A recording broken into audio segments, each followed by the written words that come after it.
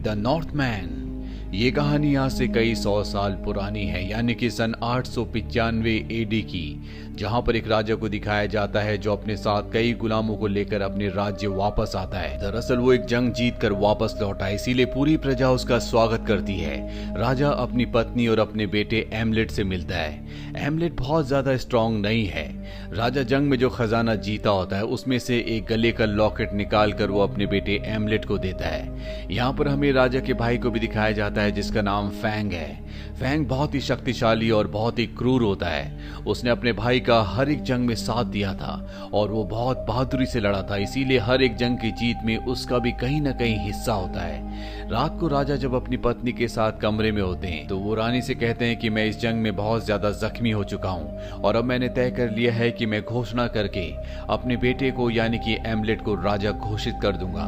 पर उसकी पत्नी कहती है कि तुम ऐसा मत करना, क्योंकि वो बहुत छोटा और बहुत कमजोर भी है, और अगर तुम ऐसा करना ही चाहते हो तो सबसे पहले तुम्हें अपने छोटे भाई को मारना होगा, क्योंकि उसने तुम्हारा हर जंग में साथ दिया है और उसे लगता है कि तुम्हारे बाद वही राजगद्दी का अधिकारी है। अगर तुमने अपने बेटे को भी राजा बना दिया तो हो सकता है कि तुम्हारा भाई उसे मार दे। राजा को पता है कि जो उसकी पत्नी कह रही है वो बिल्कुल सही है, इसीलिए वो अपने बेटे को अपने पुश्तैनी मंदिर में ले जाता है जो कि बहुत दूर होता है, जहां पर बहुत छोटे छोटे संकरे रास्ते होते हैं। राजा एमलेट को बताते हैं कि कभी मेरे पिता भी मुझे यहाँ पर लेकर आए थे, और इसके बाद ये उस जगह जाते हैं जहाँ पर सारे रिचुअल्स किए जाते हैं। यहाँ पर एक प्रीस्ट पहले से होता है और प्रीस्ट इन दोनों को कहते हैं कि तुम्हें साबित करना होगा कि तुम डॉग हो या वुल्फ हो।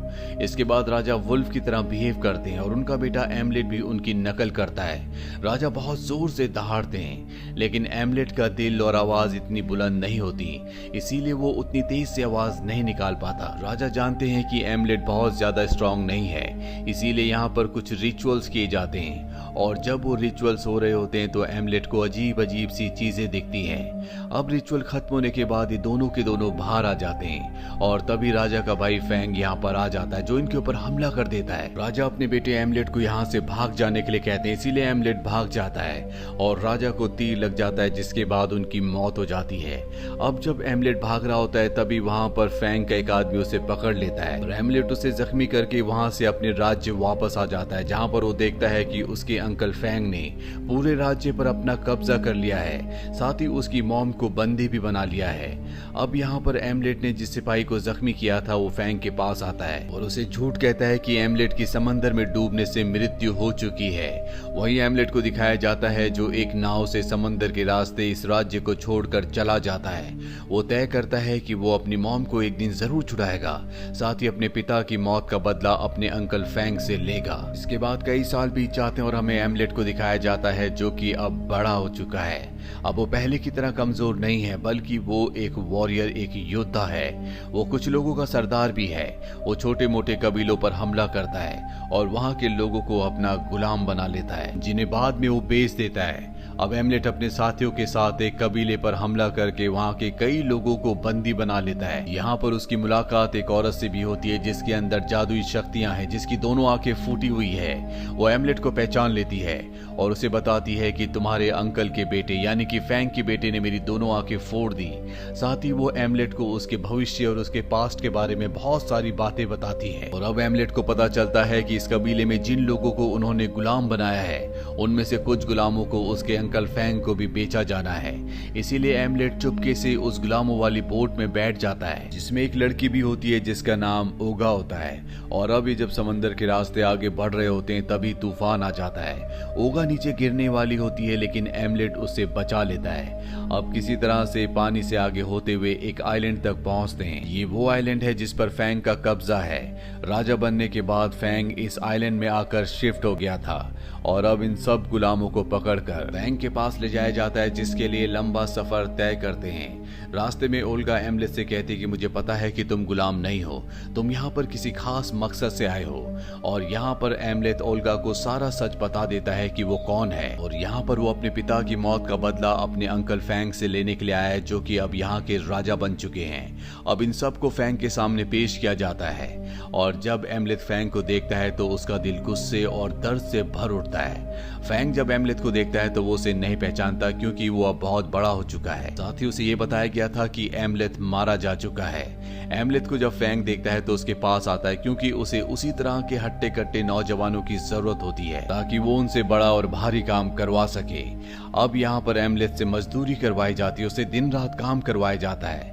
और एक दिन एमलेथ अपनी मॉम को यानी कि रानी को देख लेता है, जिसके बाद उसे बहुत दुख होता है। अपनी मॉम को किसी भी कीमत पर यहाँ से छुड़ाना चाहता है और जब वो रात को अकेला होता है तभी उसे वहाँ पर एक पिग दिखता है जो उसे इशारा करके अपने पीछे आने के लिए कहता है और एमलेथ उसका पीछा करना शुरू कर देता है। वो पिग उसे गुफा तक ले जाता है और जब वो अंदर जाता है तो देखता है कि वहाँ पर एक प्रीस्ट है जो कि कोई रिचुअल कर रहा है। वो एमलेथ से कहते हैं कि मुझे पता है कि तुम कौन हो, तुम राजा के बेटे हो और यहाँ पर अपने पिता का बदला लेने के लिए आए हो। एमलेथ कहता है कि हाँ, लेकिन मुझे नहीं पता कि मैं अपने पिता का बदला कैसे लूंगा, मुझे आप कोई रास्ता बताएं। और तब वो उसे एक तलवार के बारे में बताते और कहते हैं कि वो तलवार बहुत शक्तिशाली है, तुम्हें उस तलवार को हासिल करना होगा। वो एमलेथ को उस जगह का रास्ता भी बता देते हैं जहाँ पर वो तलवार है और अब एमलेथ अकेला ही उस तलवार को हासिल करने के लिए निकल पड़ता है।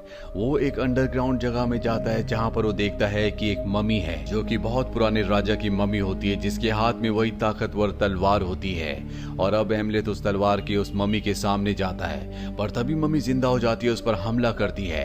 एमलेथ भी मम्मी का सामना करता है, उस पर हमला करता है और जैसी मम्मी रोशनी में आती है तो एमलेथ अपने होश में वापस आता है। दरअसल ये पूरी की पूरी लड़ाई उसका भ्रम थी, अभी भी मम्मी अपनी जगह पर बैठी होती है।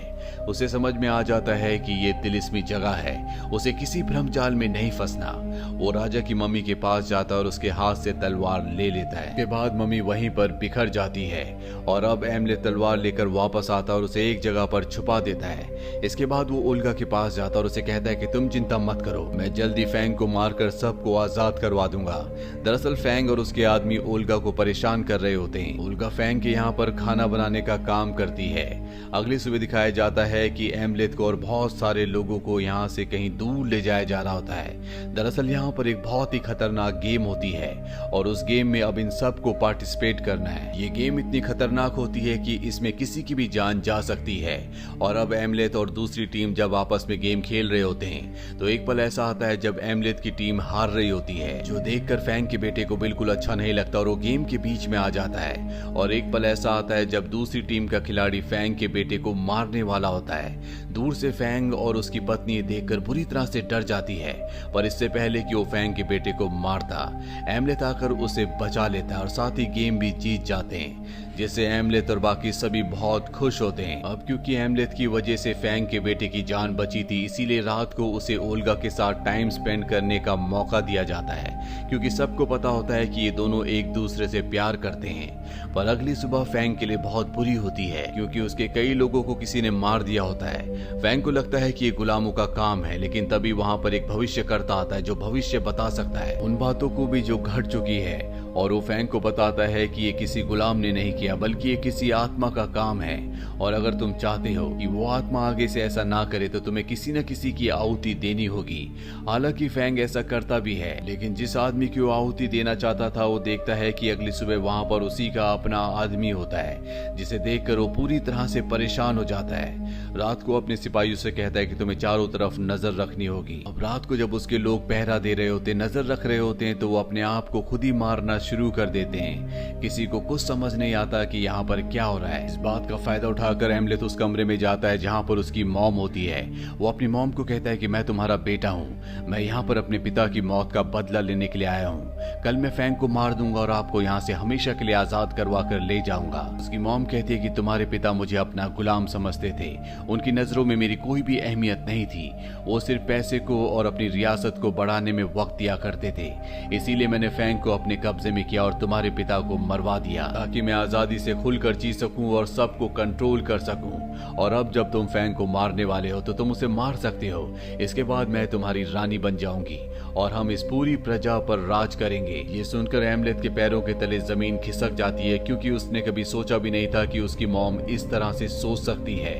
और अब वो फैंग के बेटे को मारकर उसका दिल निकालकर सीधा ओल्गा के पास जाता और कहता है कि अब हमें यहाँ से जाना होगा, हमारे लिए अब इस जगह पर कुछ भी नहीं है। ओल्गा उसे कहती है कि तुम्हें अपने पिता की मौत का बदला लेना होगा, जिस काम के लिए तुम यहाँ तक आए हो उस काम को पूरा करना होगा। अगली सुबह फैंग को दिखाया जाता है जो अपने बेटे की मौत से पूरी तरह से बौखला जाता है और उसे अब पूरा का पूरा शक एमलेथ के ऊपर है। इसीलिए वो ओल्गा को पकड़ लेता और इससे पहले कि वो ओल्गा को मारता फैंग उसके सामने आ जाता है और कहता है कि मैंने तुम्हारे बेटे को मारा था, उसका दिल अब भी मेरे पास है। इसके बाद फैंग के आदमी उसके ऊपर हमला कर देते हैं, लेकिन एमलेथ बहुत ज्यादा ताकतवर होता है, वो एक एक करके सभी को मार देता है। ओल्गा को यहाँ से भागने का मौका मिल जाता है, इसीलिए वो यहाँ से भाग जाती है।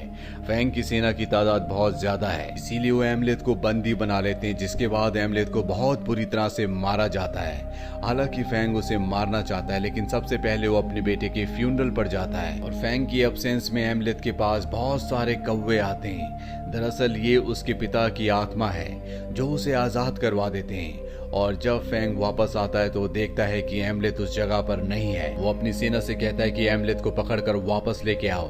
वहीं एमलेथ को दिखाया जाता है जो ओल्गा के पास पहुंच चुका होता है। ये दोनों के दोनों इस जगह से बहुत दूर हैं।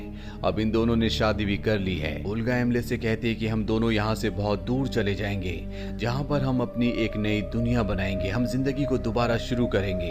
एमलेथ भी उसकी बात मान जाता है, जिसके बाद एक नाव से अपना सफर तय करते हैं। रास्ते में एमलेथ को पता चलता है कि ओल्गा प्रेग्नेंट है, यानी कि वो उसके बच्चे की माँ बनने वाली है।